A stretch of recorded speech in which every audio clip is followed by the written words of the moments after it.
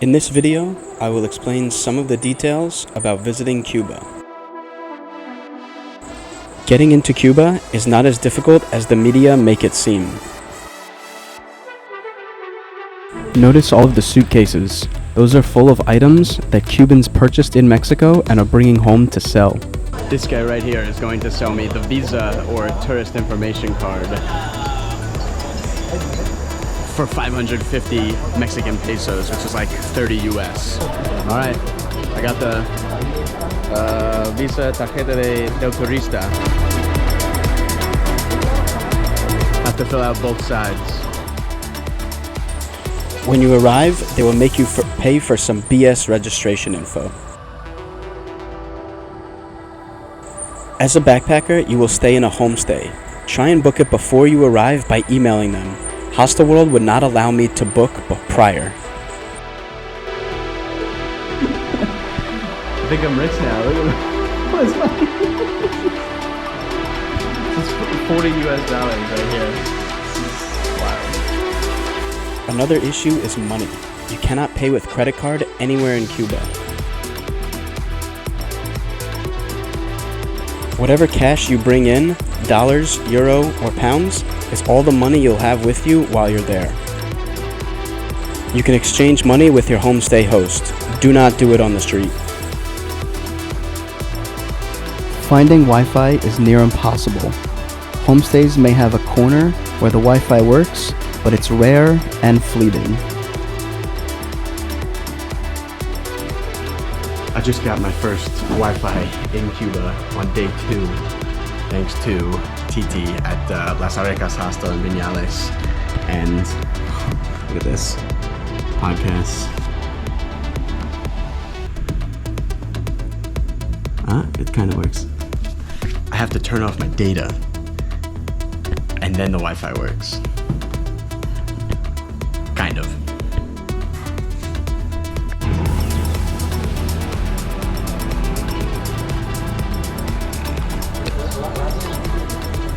This is all the internet they have.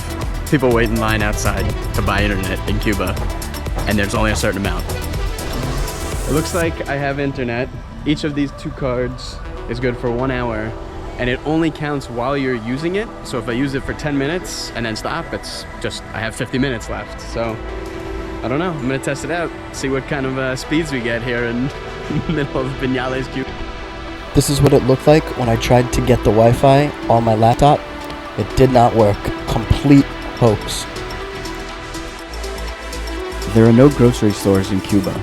Locals get their food from markets and carts that go around town. This is the closest thing to a grocery store in Cuba. A mercado. Let's see what's inside. I'm looking for ice cream. Every restaurant you go to, you ask for something and they do not have 75% of the menu items. Cologne, perfume, soap, cleaning products, a shitload of rum, more rum, more rum. It's gotta be, that price has to be in dollars. It says 15 or 11, and it's all the same. It's all Havana Club rum. I think this is ice cream. Beans, a lot of beans, and beer.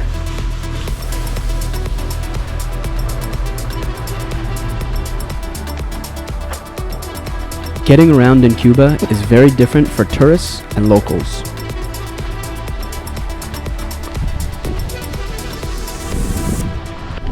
Here you can see Cubans sitting under an overpass on the highway waiting for a bus to take them to Havana.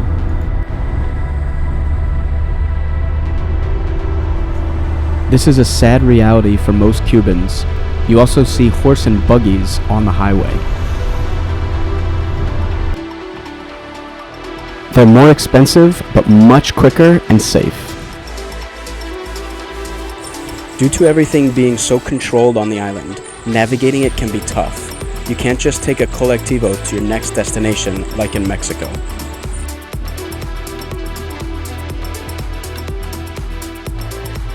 Cuba is a very safe place. As a backpacker, especially if you don't speak Spanish, use the shared taxis that your homestay can set up.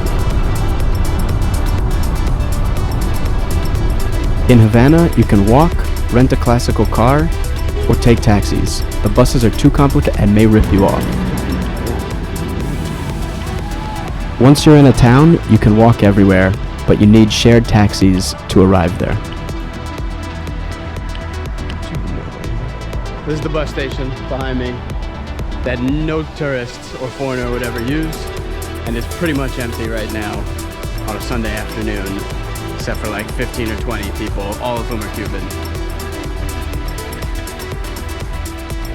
A few other things to expect. The roads suck, there are no police officers, it's not cheap, electricity goes out frequently, especially outside of Havana.